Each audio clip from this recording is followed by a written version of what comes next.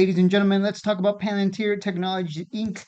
It is earnings season. We do have earnings coming up May 6th, and that is an important date to keep an eye on. If we look in the past here, the past four earnings, we've had beats except for June 2023. The most important thing to keep an eye on, though, is the charts. Let's switch to the charts. Let's look at earnings. Earnings here, the last earnings, boom, huge gap up, and it ran, absolutely ran. This thing was at a low of 16 and ran to a high of 25.57. And as all stocks do, they have a nice run and then eventually they retrace. Now, this earnings as well, it was a beat, gapped up, ran, and went up as high as 21.56 before, again, pulling back. That's just what it likes to do. And then this earnings is where, this is June. I believe this is where they, yep, this is June 8/7/2023. This is where they did not beat, and fortunately, it obviously changed. It did the opposite, it tanked. But then it beat here, and it gapped up and again created a new high. So what I'm looking for here, you see the pattern, I see it too. Humans, we're good at recognizing patterns. I'm thinking, what I'm thinking here is if they beat, we get a gap up, we get a huge run, and maybe a retest, and maybe a high to 30 plus. Because every time this has happened, every earnings, we create a new high. This earnings, we created a new high. Okay, this was a bad earnings, but and we didn't create a new high. Funny how that works. Here we had a good earnings and we we ran. So what I'm thinking is look for the gap up and run. Play on earnings. I'm not gonna play earnings itself. I'll just wait until after. Let's see. Let's pull up the. So that's just on the charts alone. If we get a beat and a gap up and run, I mean, let's take advantage of that and ride it. That's all there is to it. I could see this going to 30. Do not underestimate Pltr Technologies. I think people keep underestimating this one. People who don't know any better. And no, I'm not going to give you my credit card. But no, seriously, outstanding shares for Palantir. Let's just look at the dilution here since 2020 of August 25th. They had 1.588 billion in outstanding shares. And over the course of the many years that have gone by, they slowly diluted. And we got a new high here on February 13, 2024. At least that's the most recent update here on Y charts. Outstanding shares of 2.21 billion. So the outstanding shares did increase by about 700 million, I believe. Around there. I'm rounding, but around 700 million in shares increased between then, back in 2020, August 25, and now, February 13, 2024, which is not bad because it's been what, almost 4 years? 3 years and a half? Whatever? Yeah, no, it's been almost 4 years. Yeah. Whew. So, over the course of 4 years, they have not diluted very much, is the point I'm trying to make. There are some companies who they add 2 billion in 2 months. So, just to give you an idea. I think I'm trying to see it. It's very like slow trickle. Yeah, they dilute, but it's like real like small amounts that accumulate over time. They don't like just drop a 2 billion. Hey, let's just dilute do 2 billion or 700 million real quick, even after the runs. That's what's interesting. So in terms of dilution, just an increase in outstanding shares over time has been very minimal relative to other stocks I've seen that just they just dilute. Uh, Sometimes they won't dilute for a while, and then they just drop a fat 1 million, not 1 million, 1 billion, or half a million, half a billion. My bad. I keep forgetting. We got to use big numbers here. Talking big numbers here. Okay, let's look at the total revenue. This is something I like to do for every earnings. Total revenue. We're looking at the annual income statement since 2019.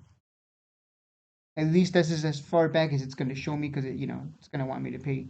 2019, 742.56 million in total revenue, which increased to 1.09 billion in 2020, and then almost a 50% increase to 1.54 billion in 2021, 1.91 billion in 2022, 2.23 billion in 2023. This is the annual, by the way. We're gonna look at the quarterly. Let's just start with the annual. Cost of goods sold is I like it. I like the cost of goods sold. I've seen companies that have a ridiculous cost of goods sold. Like some companies they make like 1 billion in total revenue and their cost of goods sold is like 950 million. Like what do you it's like I always like to use this analogy. It's like you're running a hot dog stand. It costs you yeah, it costs you 95 cents to make the hot dog and you sell it for $1. You're only making 5 cents per dog. It's not going to be much profit because this is just that I mean that's not including operating expenses and everything else. So it's not very profitable is what I'm trying to say. Looks like they had their first profitable year 2023. Is that what I'm saying here? 200 net income, 209 million in net income. They were actually negative the previous years. Let's switch to the quarterly. Let's see what's been going on. So yeah, you'll notice quarter over quarter they just keep their revenues just keep going up. And their cost of goods sold actually stays pretty stagnant around the 105 million range. Interesting. And no, I'm not kidding, guys. Look at that. If you're I don't know if you're listening to this or watching this, but if you're watching this, because I know some of you like to listen on your way back to from work. I usually upload this at around 5 o'clock, and that's where I get the most views. But if you look at this chart, if you're looking at it with me, I mean, the cost of goods sold, that's awesome to see. Like if you can sell hot dogs and keep making more hot dogs and sell them for the same amount and keep the cost of goods sold low, pretty much stagnant year after year, quarter after quarter, I mean, you're just gonna rake in money. Look at this. The cost of goods sold has not gone up. It stayed pretty. If there was a price chart, it would just show the cost of goods sold going sideways versus total revenue, which just keeps increasing quarter over quarter. I would expect a beat. Well, we'll see. But I would that's what I'm expecting. If it tanks, it tanks, and we'll just buy the dip at that point. Gross profit, well, yeah, their gross profit's going to be huge. Operating expenses, yikes. That's a lot of operating expenses. Their operating expenses tend to hover around the 400, yeah, the 400 million and the 430 million range. Has not really gone up or down. It's kind of just staying there. Which again, if they can continue to operate and increase their total revenue while still keeping their cost of goods sold low and their operating expenses as low as possible, I mean, they'll eventually be profitable, like super profitable. Operating income, pre-tax, what's their net income? So yeah, wow, 202% increase in net income? Really? Either way, like I was saying, just on the numbers alone, it's looking like a good company to buy. Although, what is concerning is the operating expenses. That's a lot of operating expenses. The cost of goods sold is low, but the operating expenses really like chew on the revenue there. That's interesting because I've seen operating expenses that are pretty low, but the cost of goods sold being high, which I guess it depends on the company we're talking about. Total assets to liabilities. Uh, look at that, 4.52 billion, and let's just round it up, 1 billion in liabilities. Total assets 4.5 billion. So you don't got to worry about anything there in terms of assets to liabilities. Net debt don't matter here. All companies have debt, especially the cigar ones. But anyways, just on the financials alone, the only thing concerning is the operating expenses. Like, whoa, that's a lot. Hey, can you bring it down a little? Let's look at the quarterly. Yeah, the operating expenses just really, they really, they really hurt. But yeah, I think as time goes by, it won't matter.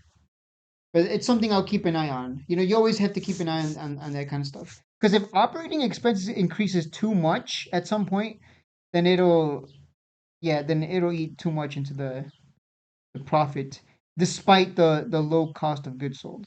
Despite that, because this is pretty low. Like I said, I've seen companies that have like they have 1 billion. Like I said, 1 billion in total revenue, but their cost of goods sold is so absurdly high that they don't even they don't turn a profit after operating expenses, even though their operating expenses are lower. than Palantir's at least.